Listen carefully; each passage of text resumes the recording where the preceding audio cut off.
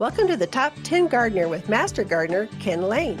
Gardening can be challenging, but with Ken's tips, tricks, and top 10 advice, you'll reap huge rewards. Now, welcome your garden host, Ken Lain.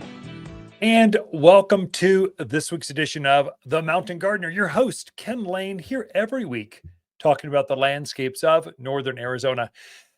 And it's just like I'm getting my yard cleaned up. I'm trying to get ahead of things. I really am focused on right now. The maples have finally dropped all their leaves. The aspens in my yard have finally dropped all their leaves. The birch have finally dropped all their leaves. Everything but the sycamores. They kind of hold on to their leaves forever.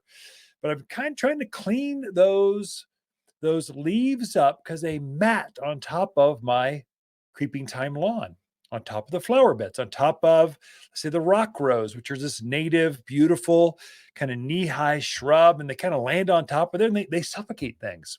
If they stay on there very long, they'll start to compost and they actually can damage some of the leaves underneath whatever they're sitting on top of. And so I'm trying to be actively get those things out of there. Now, for me, I love leaves. Leaves in your yard are like, as they compost, they're like gold. They create the fastest compost you'll ever find. And so you can take those, and if you can shred them some, just by raking leaves, you'll tend to break them up so they'll compost better, faster, stronger. But if you could add those directly to a compost pile, and they'll break down by spring pretty quickly. For me, I like to actually add them to my compost pile, but I've got so many of them that I'll spread them out across the flower beds. Like I'll rake them up, get them off my, let's say, the lawn, and I'll try to break them up, shred them up some, and then I put them around my roses, around my flower beds, around my, not on top of, but around. And as they compost, they work their way into the soil. It does two things for me. The worms really like organic matter. They like to have that kind of lighter, not quite composted type of foliage on top of the gardens. They'll be up there actually digesting that kind of stuff. They'll help you break it down faster. The mycorrhizal colonies, the fungi that are beneficial for your gardens, they come in, they kind of go, ooh, all this new stuff. Let's take this and eat it. And so they're breaking it down for you over the winter. It insulates my soil. That's my number one reason. It keeps my soil from freezing and thawing. They call it heaving. So as your garden soils freeze, they're going to expand. So as water freezes, it expands, and then it thaws during the day. It shrinks, and so you get this freeze thaw, and you'll get this light, airy, fluffy look on top of your garden soil. That is terrible for the roots of your plants. They really don't like that. It breaks up that top 3-4 inches of roots that were there. It destroys them. And so the lower roots are fine, but if you put just a 2-3 inch layer of leaves or compost or shredded bark, some sort of insulative material, it keeps that ground from heaving, from freezing and thawing. It's a game changer in your gardens. So it's good for the worms. It's good for your beneficial. It breaks down and kind of adds to your garden soils. Then it keeps things from freezing. And so in fact, I'll go help neighbors. Hey, can I have those leaves? Can I have those? Even pine needles. I'll go after pine needles. Sometimes a few pine needles are good. Now the pine trees, the ponderosas, they're ridiculous this year. How many needles are shedding off? It was a good year for pine trees.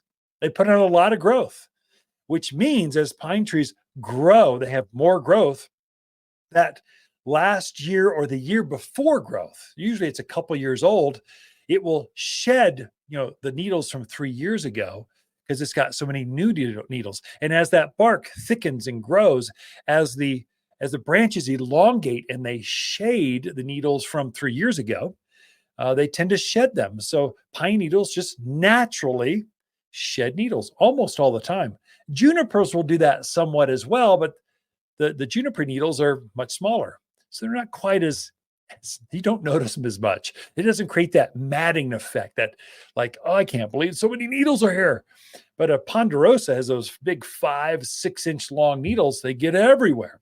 And so again, don't let them get so matted on top of your holly trees, on top of your dogwoods, on top of your other plants underneath those trees, underneath those pine trees.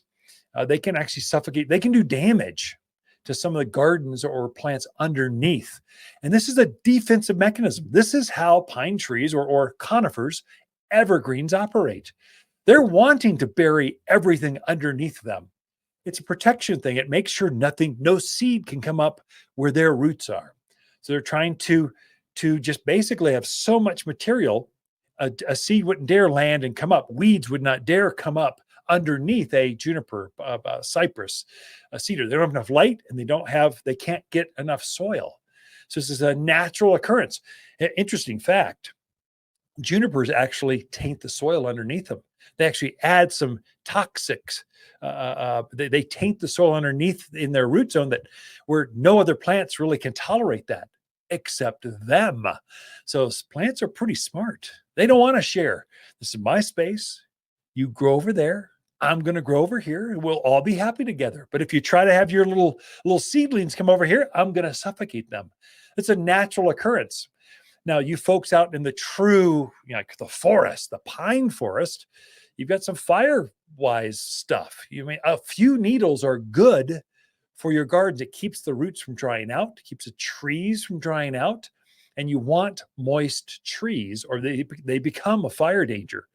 But you don't want so many needles that the fire can just race across your yard and catch everything on fire during a wildfire problem.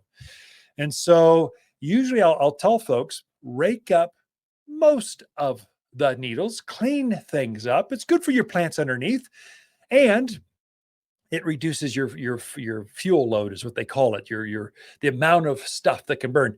But keep some on there. Keep a good 2-3 inch layer underneath the roots, protecting the roots of that pine tree, because it's unhealthy.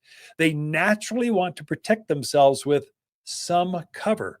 Again, it keeps that soil from freezing, keeps the soil from drying out, keeps seedlings from coming in and invading their root structures. It keeps that plant healthier if you can do that. So some needles are good.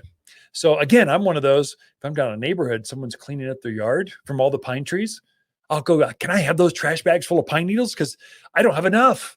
I need some more pine mulch. Actually, some parts of the country, they sell bales of pine mulch because it's so good. It stays a little longer than leaves. Leaves break down very quickly, whereas pine needles break down very slowly. So you really never till or turn in pine needles into your soils. They break down so slowly. They're not going to do any real benefit for you. They almost do more detriment. And so keep them as a top dressing, a 2-3 inch layer around the gardens, around your roses. They're underneath your trees, your lilacs. They will love that stuff. So needles, the title of this segment is, Are autumn leaves good or bad for your gardens in fall? And the answer is they're very good, as long as you control them. Pine needles are very good as long as you control them. You don't have so many to start matting up and then suffocating or damaging the plants underneath. The days are pretty short right now, and plants are feeling it.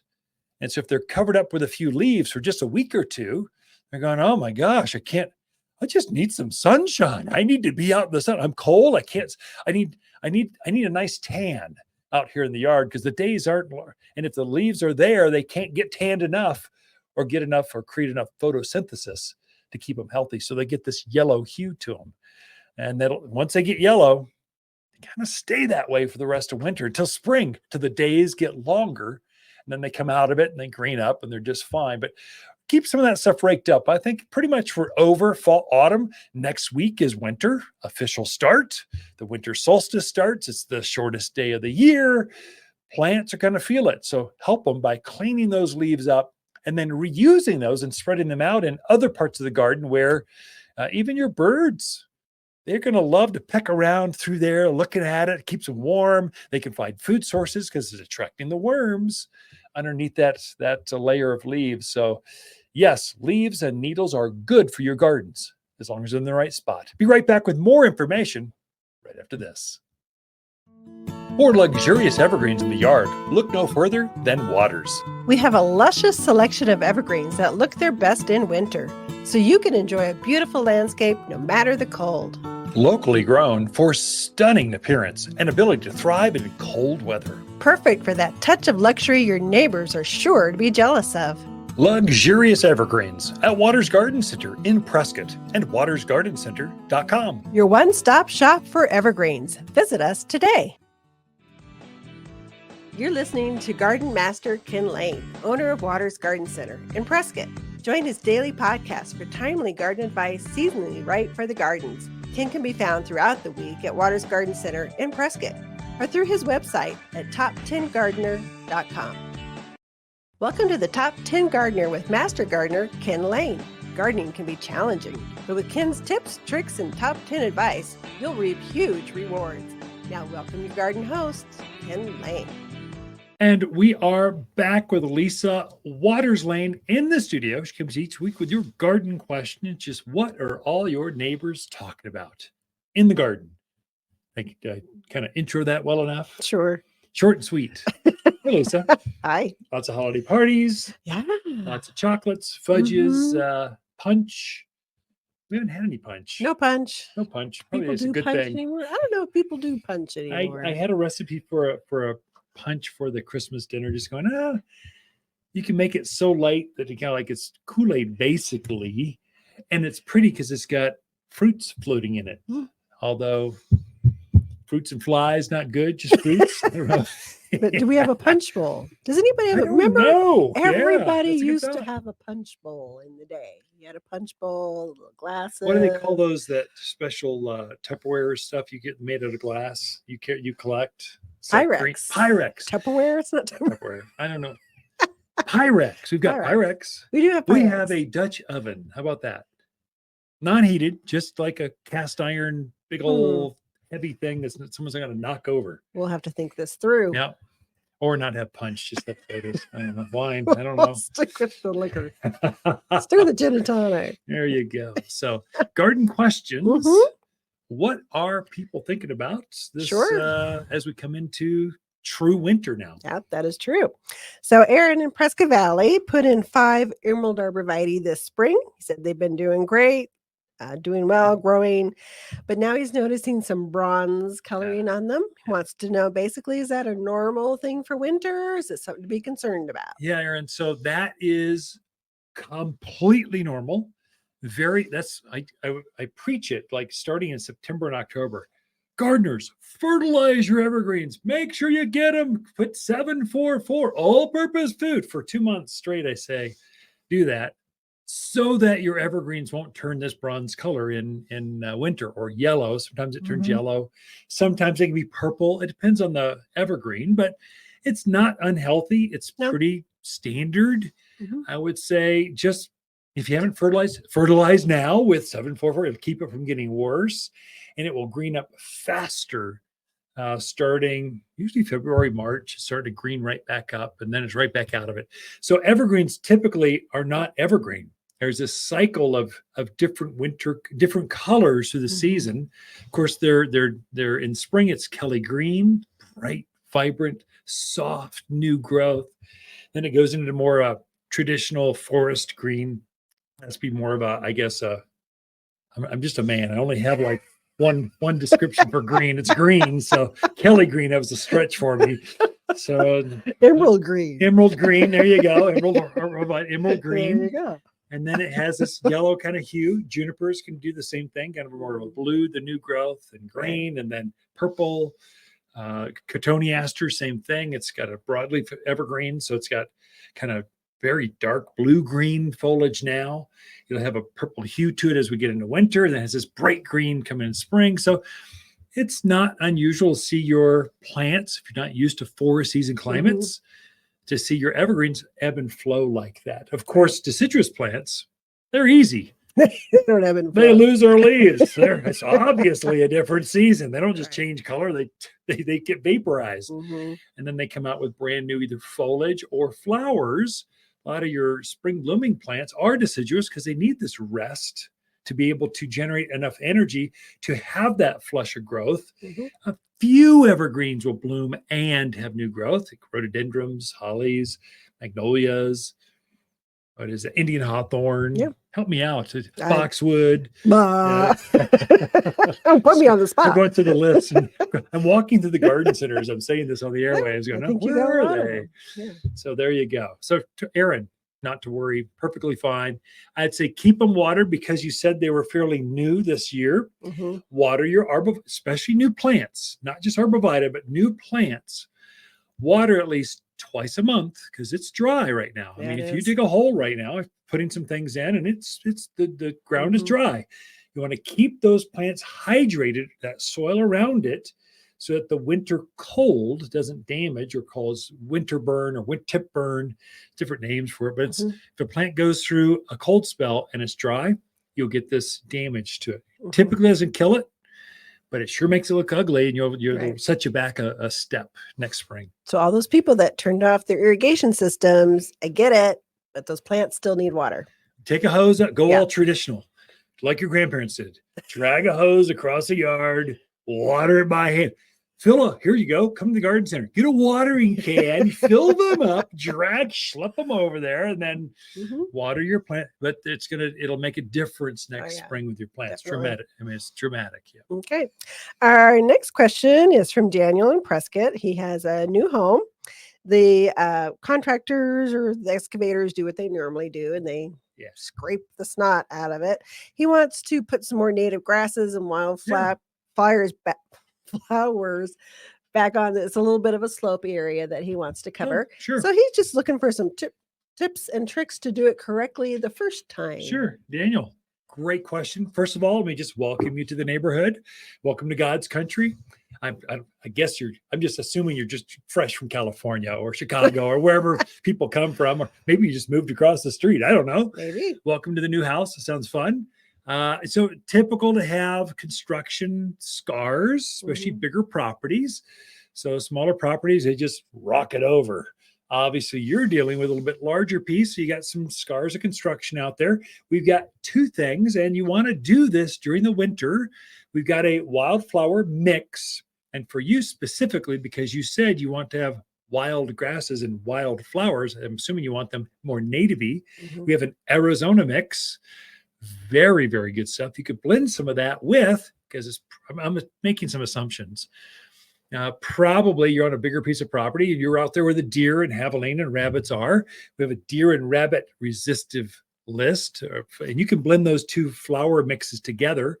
You want to put that on anytime between now and January, be your kind of your peak window for putting wildflower seed down. We also have, this is very interesting, we have a wild grass mix. So we made a grass mix just for people like Daniel. So it's as you're driving down the road and you see wild grasses off to the side of the road, it's that grass. It's wheatgrass and grama grass and blue fescues. We've taken all those, blended it so that you could revegetate that and be very native. It'd be perfect for that slope. So that you're going to want to do probably at the same time. I would say blend. I would say get a bag, shake and bake this thing. Put your wild grasses, put your wildflowers, mix them all together, spread them as evenly as you can out there by the end of January. Put a little layer of Water's premium mulch. We screen that compost down real tight. Keep the birds off, help you revegetate, help you get germination better, and you'll have a beautiful patch of. You won't see those tractor tires. It won't be bald. It won't have a bunch of weeds and tumbleweed or horehound. It'll be beautiful flowers. So how often would he need to water that? If you're really going to do it, here's how we've done it in the past. You go down to Cal Ranch or just your hardware store, get a soaker hose, like your traditional like half-inch soaker hose, snake it around up and down that hill, turn it on, and wherever the wet spots are, put your seed and stuff right there, and it will germinate like that. And then water it, I don't know, every 10, 14 days right now. Maybe when you start to see seedlings coming up once a week or so, keep it evenly moist, but not soggy kind of thing. These are wild seed. That's kind of how you'd approach it. And you will have you'll start having flowers. They'll come up in waves. So the grasses will come up in waves, and so will the flowers. So they'll start to come up, and it'll be the poppies, and then it will be the echinaceas, then it'll be the gaillardias, and it'll be this mixture's got, I don't know, over a dozen varieties of wild flowers made for here. And so if you're blending a couple mixtures together, you have even more. And the grass has got 6 or 7 varieties of wild grasses in it. So you'll see this pulsating wave through spring of beautiful new growth. And so main thing is it'll keep in when the monsoons hit, it'll keep that hill from eroding. And most importantly, you're right there exposed on a hill. You're going to have weeds blowing in on you. You will have weeds everywhere if you don't get on this. So kind of your timings midwinter to start wild patches like this. Then hopefully that helps you. Wow, I like that. 2 questions. We're out of time. Yeah. Ken and Lisa Lain, the Mountain Gardeners. Be right back after this. Okay, maybe after the same white elephant exchange, it's time to start a new holiday tradition. A living Christmas tree from Waters Garden Center can be decorated and enjoyed for a lifetime, not just a season. When the holiday festivities end, gather family and friends and plant your tree together for years of enjoyment. Guaranteed. As your family tree grows, have a tree grow with your family from Waters Garden Center in Prescott. You're listening to Garden Master Ken Lain, owner of Waters Garden Center in Prescott. Join his daily podcast for timely garden advice seasonally right for the gardens. Ken can be found throughout the week at Waters Garden Center in Prescott or through his website at top10gardener.com. Welcome to the Top 10 Gardener with Master Gardener Ken Lain. Gardening can be challenging, but with Ken's tips, tricks, and top 10 advice, you'll reap huge rewards. Now welcome your garden host, Ken Lain. So let me just cover real quickly a myth, a wives' tale, something that's confusing. And if you check the internet, oh my gosh, Google will dumbfound you with the different opinions of whether coffee grounds are good or bad for your gardens. How do they help? What do they do? And so coffee grounds are, if you're a coffee drinker or tea drinker or whatever you're drinking, I guess I'd say not whatever you're drinking. I should be careful with that. But let's say you've got those ground coffee used tea leaves. Those are good for the garden, but only in this respect. They're basically a top dressing. I mentioned the first part of the show. Are leaves good for the gardens? And the answer was yes, because they top dress, they keep the ground from freezing, they attract worms. They finally do compost down to where the plants can reach up and gather some of the nutrients that are broken down from the worms. And so that's what coffee grounds do. They're basically like leaves or pine needles on top of your ground. They don't actually add anything valuable to your plants in the short term. They're not, a lot of folks think of them as like a nutrient or a fertilizer, like manure, and they don't do that. And so eventually, this time next year, they might break down and kind of be a benefit, but really they don't do much. They're just a top dressing to keep weeds in check, that kind of stuff. What coffee grounds actually do, this is scientific, our universities are testing this. It does change the pH. So coffee grounds are rather acidic. And so they'll lower the pH of your garden soil. That's a good thing, because in Arizona, our soil's very alkaline. It's like off the charts. So anything we can do to bring down or to lower that pH is going to benefit your plants. And so use coffee grounds, but don't expect anything from them. Add them to your compost pile. Great stuff. They'll help break down your compost faster because they're that good for it. But don't think of them as, I'm going to put them around my houseplants and my houseplant's going to perk up and be so much better. I've got some aphids, I've got woolly aphids on my ficus, coffee grounds, and all will be salt. No, it's not going to do any of that. I've got yellow leaves. It's not going to green them up. It's not going to add new growth. Coffee grounds don't do that. They simply replace some of a very minor point, because you really, even if you had a direct access to Starbucks, you literally can't get enough coffee grounds to make a difference. And so I would say use them, but don't expect anything from them. Everyone wants to add coffee grounds and all their garden problems are gone. Doesn't do that. Same with eggs. I can say that about eggs too. Eggs, I'm going to put eggshells underneath my tomatoes.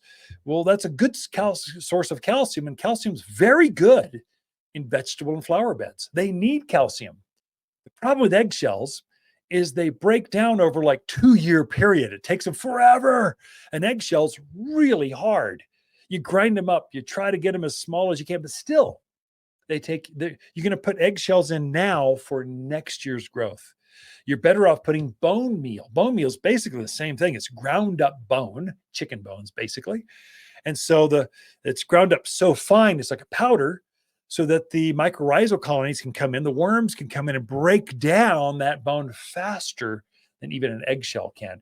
Again, it's not bad for the gardens, but it's not good either. So I'd say it's kind of a neutral thing. Use it, but don't expect anything from it. Use them up. Eventually they're going to do something. But if you need bigger zucchinis, more blackberries, you need more cucumbers now, you need more lettuce now, I need more calcium in my plants now, eggs are not going to help you. Coffee grounds are not going to help you. They're just they're not going to hinder you. So that's where the myth is.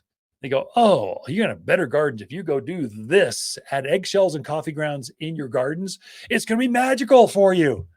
Yes, it might be if you had enough of them. I don't think you can eat enough eggs to have enough shells to make a difference in your gardens. You really do need to add phosphorus.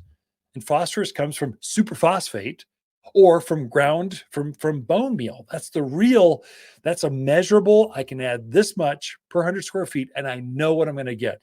That's making a difference right now. A fertilizer, you're going to put a 744 all-purpose fertilizer down there, and it is going to make a difference within the next 3 months. It's going to make you'll see the change. You can't do that with coffee grounds. It's not going to make a difference in the short term. It can't hurt. It can only help, but you're better off using those things out in the compost pile. Add it to your compost bin. Let it break down faster so it can release more consistently for you, and use it as a soil amendment to add more organic matter to your gardens, rather than it's going to change the health of my plants. No, it's just going to help the roots maybe root out a little bit easier, better, because of pH issues, or eventually you'll get some calcium release. But I would say don't count on coffee grounds and eggshells make a difference in your garden this year. Be right back after this with some more garden tips, tricks, and garden hacks that'll make a difference in your garden this season. Look, if your wife, mom, or dad wants an ugly sweater for Christmas, get them a sweater, not some piece of plastic. But if someone you truly care about loves their garden, a gift card to Waters makes perfect sense. Next spring, she can pick exactly what she was hoping. We all know it's not the same as a huge flower basket or fragrant rose, but hey, it's winter. Gardeners understand. Waters online gift cards are found at top10plants.com or at Waters Garden Center in Prescott. You're listening to Garden Master Ken Lain, owner of Waters Garden Center in Prescott.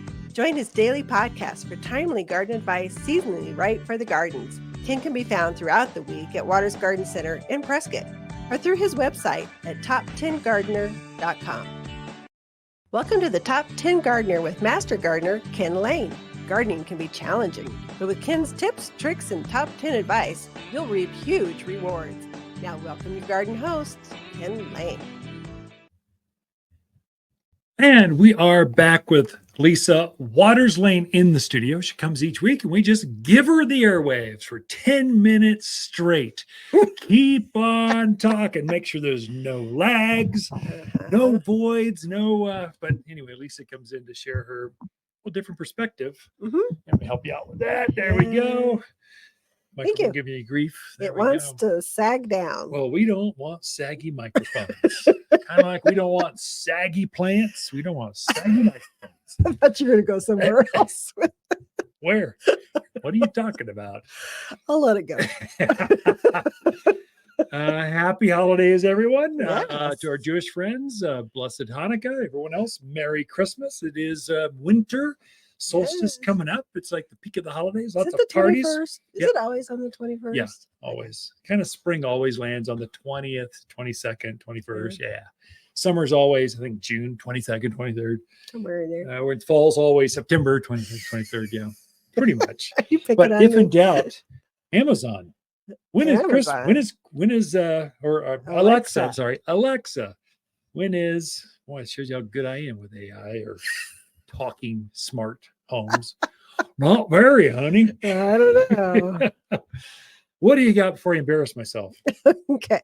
Well, this week we have unloaded, I don't know how many pallets of pottery. Oh, yeah. So we got our first load of our new spring pottery Yeah, in. it's exciting. Even though it's winter, we have spring pottery. Got a front load. So just the guy, they've been unpacking it. Kinsey, the guys, Eric, Chris, just unloading it.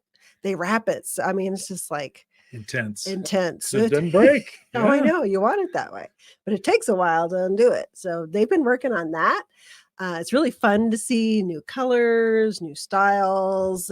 It's just always fun. It is style, isn't it? Mhm. Pottery. This is 2024. It's the pottery for this spring.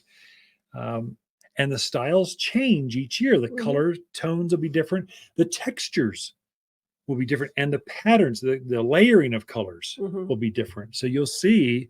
And if you're, I mean, I came in, I purposely stayed away because I unloaded the truck. It kills. I'm an old man. I don't want to do that. It's hard. That's for young people. I came out like half the parking lot is like pottery. Everywhere. Yeah. I went, oh, sure glad I got that one. Missed that one. Well done, team, by the way. Yes, hey, if you're tuned in, you guys are awesome. You're working it. And I would say if you're looking to buy sets, so 3 different sizes, 4 different sizes in the same style, same color, now is the best time to do that, because what'll happen is we get more into the season, people pick 1 or 2, or they want 2 big pots, and then you don't have the big pot to complete your set. So now's a really good time if you like the sets of pottery. It's a great time to be looking for that. If I get in trouble towards the peak of spring, so Mother's Day, post Mother's Day to July 4th, it's still crazy busy at the garden center.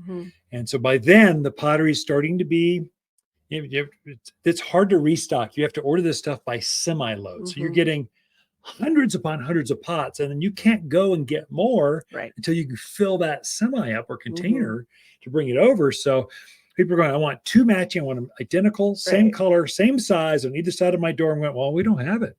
Our time was back last winter and early spring, not post spring, summer. That's not your time. Your peak time is now. And I think people get confused. They're thinking that pottery is not as popular here as it is other places. It's more so because anytime you try to dig a hole here, it's impossible. So people transition to containers quite often because it's so easy to grow in them. Definitely. That was one of my points. And the reason to have pottery. No, it's excellent because it is a challenge to dig a hole here. And so putting it in a container, you can grow so many things in containers. Why not? It's a lot easier than trying to dig a hole in granite sometimes. So definitely worth it. A few other reasons I had listed to bring pottery into the yard is it brings color to your house and your yard, especially this time of year. You look out and you're like, oh, a lot of things have gone dormant. There's green, but there's not a lot of color. So really nice to have some pottery out there that brings in that color, gives you something to look at besides dormant plants. Some of these pots, they're pieces of art. I mean, truly, they're so beautiful. You almost don't want to plant in them because they're, in fact, some of them we don't plant at our house, urns and stuff. We just have them as pretty pots, or we might set a cachet bowl on top of it, but not plant in it just because it's so pretty. I don't want to. I don't know what we're thinking. We own a garden center and get another one. It's like, but no, it works. The other reason is you can use pottery to define a space. So if you're doing outdoor rooms, patios, seating, you can use that pottery to define your space, to kind of use it around the perimeters. It just really helps. If you have a really big space, it narrows it down. So it doesn't feel so open and out there. We use ours we have this huge patio. It's this entire length of the house. It's big. It's got fire pits and hot tubs and barbecues and so it's long, but we didn't want a railing up there but there's a grade, so it's like the patio, and then there's like a 7-foot drop. We didn't want grandkids hurling themselves over, and so we put pottery and some decorative furniture up and grew some plants, and now it's beautiful and safe. We're growing roses and all kinds of big things out there, but they're stunning. Definitely, yeah. So you can define areas with it. Also good for entryways. Oh, yeah. A lot of these big homes have these ginormous entryways now, which is they're spectacular. They're beautiful, but they're almost too big, too overwhelming. And getting a selection of pottery in there just kind of makes it more warm as you walk into the home. That's our niche. Because you can't go down to Walmart and buy a nice big pot for $1 million house. It just, they aren't big enough, and plastic, it just ain't going to do it. It's got to be beautiful, and it has to be to scale. And then you plant in it. So big resort size or big, large home size pots, it's kind of a strong point for us. And then everything down below, of course, house plants, that kind of stuff. I was going to say, we have a really nice selection of indoor houseplant pottery, but sometimes can be a little weird in some of the box stores. But we have really rich colors, the blues, the grays, the blacks, some really nice kind of, I always call them the 70s colors that are coming back. 70s, early 80s, that's in. It's definitely coming back. And they are actually very well done, beautiful colors. And so nicely to put your house plants in. It just ups the level of your indoor. If you have a new home, you don't want to run down and get that leftover pottery from the big orange or blue box. What you want to go down to where the interior designers are shopping for their pottery for their clients. And that's at Waters Garden Center, because they know when the cycles are and the styles and the colors, and they're trying to match tones and that kind of stuff. And now I can't believe you got the best interior selection I've ever seen. It's like, but houseplants are big. New homes are in. So it goes for apartments. It goes for houses. It's just, it goes in any place you live. And you and Kinsey actually went and picked out this pottery. So it wasn't like picking a picture out of a magazine. You actually go see the colors, because you know how it is, like when you buy a dress and you're thinking, oh, I gotta love that color. And then you get it and you're like, that's not the color it was in the magazine. Right. So you guys actually went and looked at the pottery, felt it, touched it. Size, the thickness, the weight. Was the value there? And we're not shopping by, we need the cheapest one. We're looking for, I've never seen that. Oh my gosh, they're going to love this. I can't believe Prescott's going to have this. If we get excited and giddy about it, we figure our customers will too. And so we're going for styles and quality. And then you shop price. So it's inverted. So we're going for that, but you got to have the right price too. But so many times at box stores, it's only about price. You get what's left over. If we're done picking out of the warehouse, what's left over, it goes down to the wherever those things go. So it's a good time to look at pottery. You can still plant. If you get a nice pot for outside, you want to put a nice evergreen in there, you can certainly do that. The pot will take it. The plant will take it. Make your home pretty for the holidays. You bet. Yeah, you should mention to folks, there are different grades of pottery. And so we are only specializing in the ones you can garden in outdoors with your pots. So it's got to be a thicker and heavier and higher kiln. It's got to have a higher fired. So anyway, we are out of time. Thank you, Lisa, on the next year's pottery. Appreciate that. Ken and Lisa Lain, the Mountain Gardeners. Be right back after this.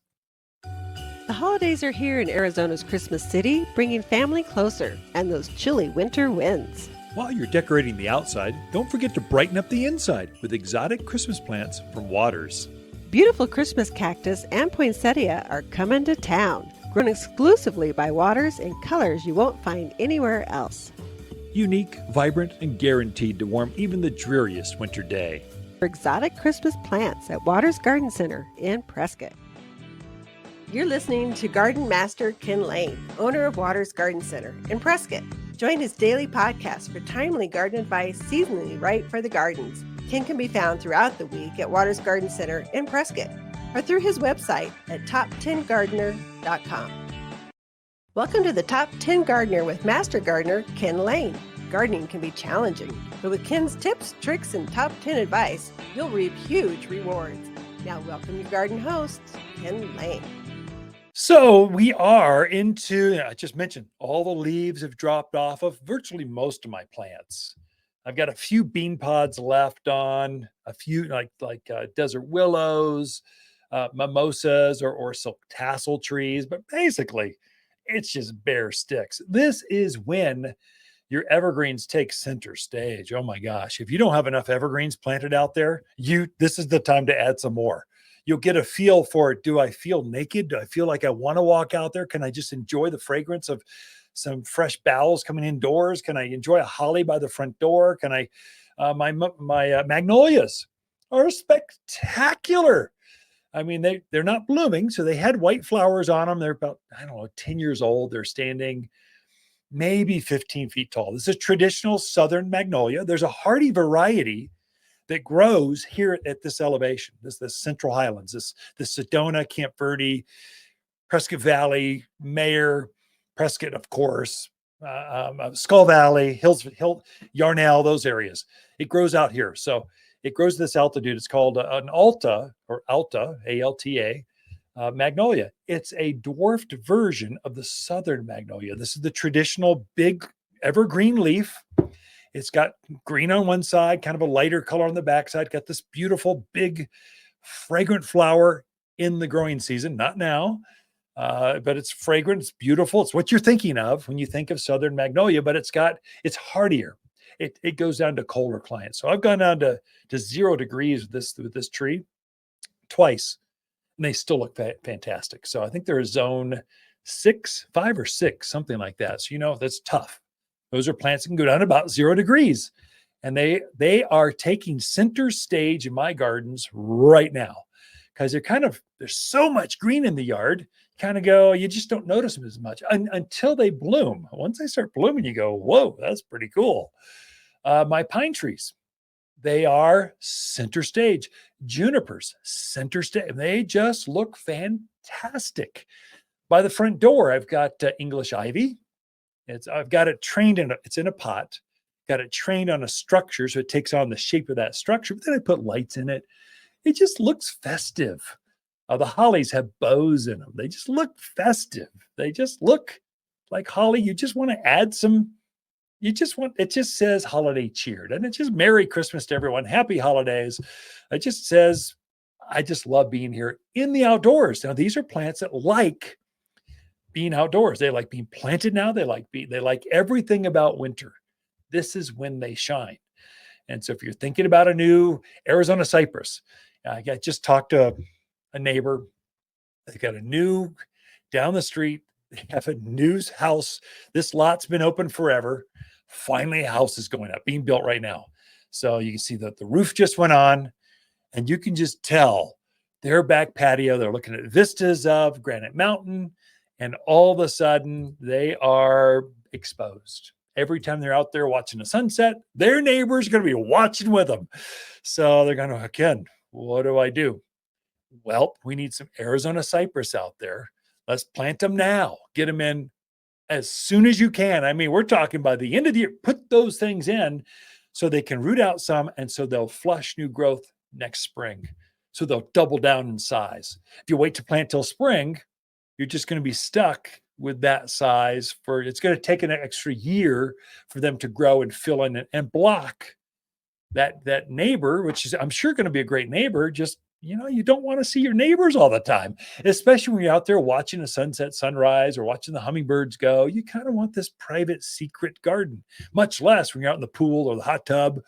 You truly want some privacy. Just so it's you. So those are things that are good. The things that really kind of look good for the holidays, I'd call them out in order of popularity. Colorado spruce, #1 seller for the holidays, because they just have this perfect Christmas tree kind of shape. They just scream, I'm a Christmas tree. I grow out here at the elevation. Colorado spruce grows everywhere in the hilltops throughout Arizona. It's a native. It adapts really well here.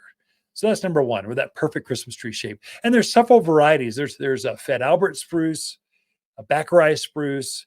There's baby blue spruce. If they got the word spruce, you know it's a good plant for here, because the native cousin of that, Colorado variety, actually it grows on the ridge lines. You're going to see, if you go up in the hills, you're going to run across an evergreen that looks like a Colorado spruce. That's what it is. It's cousins of that. The next one would be deodar cedar. This guy's a monster. It grows fast, it grows big, and it needs real estate, a lot of property. It grows as big as a house when it's up to size. So it's 60 foot by 25 foot wide.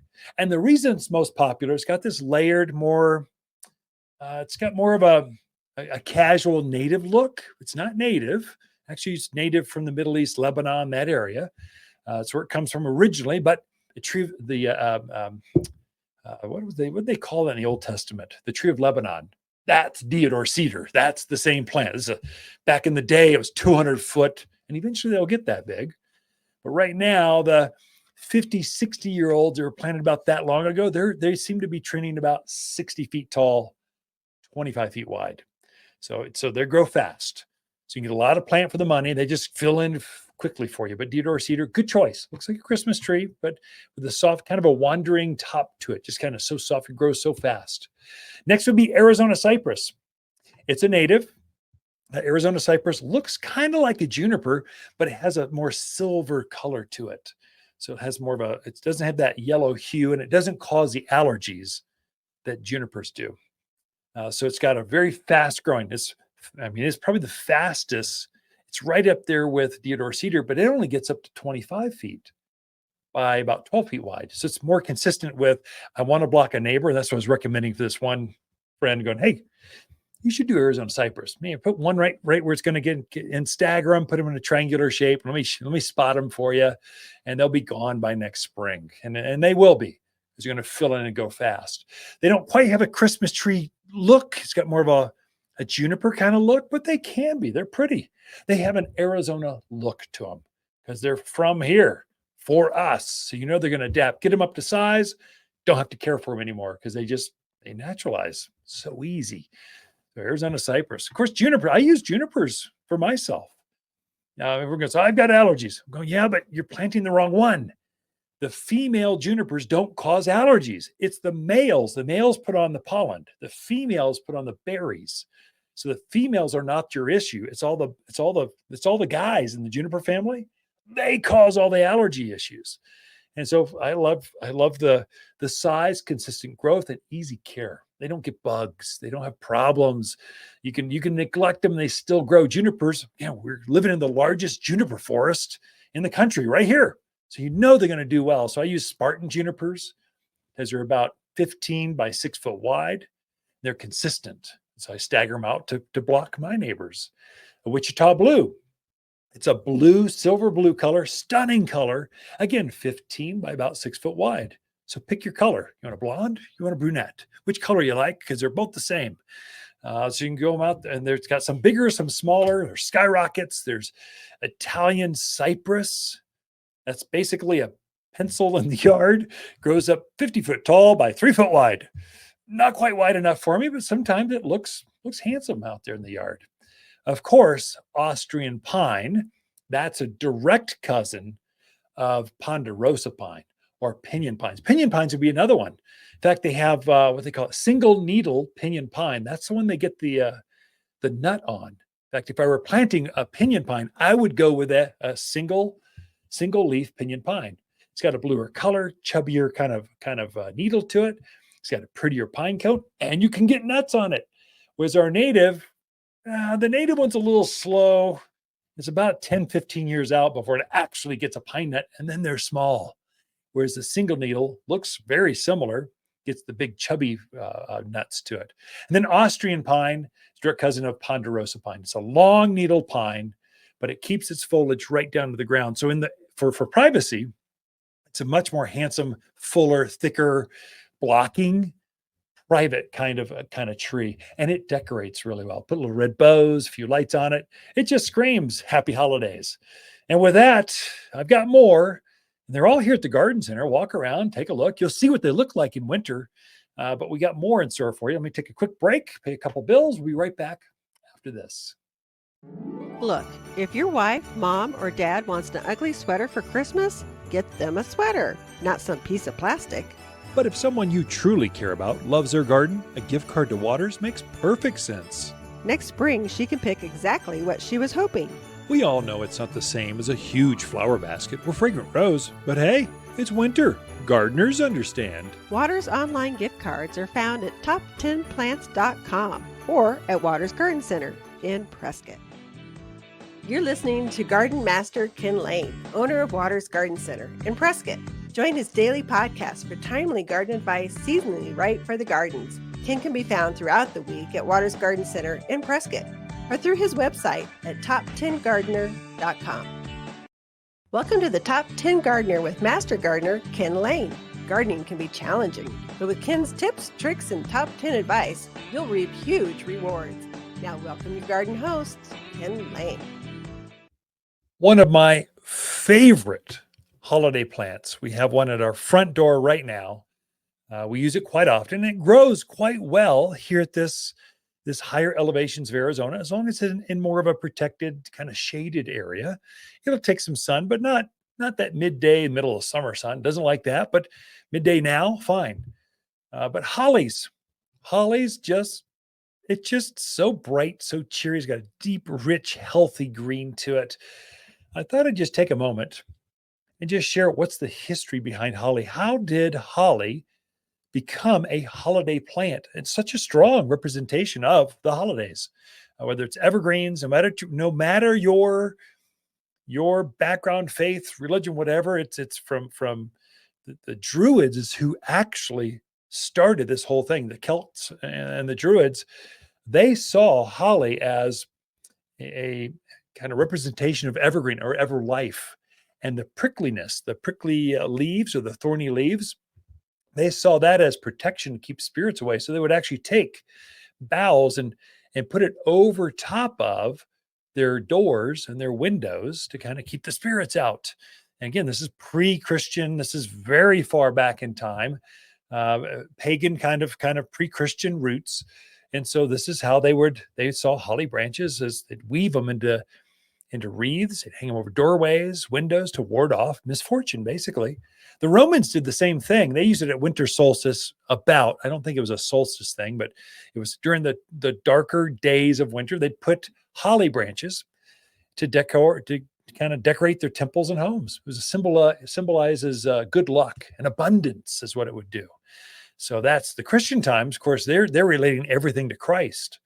And so they see the thorns on the holly leaves as the thorns of Christ. Of course, that's not the thorns they use. I think they used acacia or something as a crown of thorns for Christ, but it's where no one wants that in their house. But holly leaves, this again, represents that faith that Christians have. And of course, the red berries are the life-giving blood of the crucifixion. The evergreen is everlasting life. So there's a lot of symbolism there for Christians. In medieval times, they really made it famous. So they kind of came up with, at Christmas, basically, they would have boughs and wreaths and intertwined. They'd have greenery. They're the ones that intermixed hollies and ivy with the hollies to kind of create a bough. In the Victoria area, they set it off on, they just kind of made it all good. So Christmas cards, carols, caroling about holly. The Victorian area is what really brought the holidays of hollies at the holidays into vogue, I guess. And of course, today, it's a centerpiece in garlands. It's on Christmas cards. It's all of our festive attire. I mean, I was at several Christmas parties this week. Holly was a theme on the ugly sweaters and the pretty sweaters, just the sweaters. And so hollies, they grow well here. They like our soil. They'll take our wind. You got to give them some amendments. They like a rich soil, so add some compost or something. Add them to a garden. I grow them in containers. They do really well under a patio where they got a little protection. They thrive for years to come. But English holly, we've got several varieties here, from smaller leaf to traditional to big to variegated, all kinds of varieties, and all of them scream holidays. Add them out the back patio on the deck. Put some lights on them, some bows, a little decorative balls, and you've got, voila, the holidays, but you too can grow holly. We take one home just to use it as a decor piece. And I don't know if I got any more room for hollies, but I want one by the front door because they're so pretty. So we use them like a floral bouquet. So Ken and Lisa Lain, throughout the week, we camp out here at Waters Garden Center. We love talking to fans of the show. Okay, maybe after the same white elephant exchange, it's time to start a new holiday tradition. A living Christmas tree from Waters Garden Center can be decorated and enjoyed for a lifetime, not just a season. When the holiday festivities end, gather family and friends and plant your tree together for years of enjoyment. Guaranteed. As your family tree grows, have a tree grow with your family from Waters Garden Center in Prescott. You're listening to Garden Master Ken Lain, owner of Waters Garden Center in Prescott. Join his daily podcast for timely garden advice seasonally right for the gardens. Ken can be found throughout the week at Waters Garden Center in Prescott or through his website at top10gardener.com.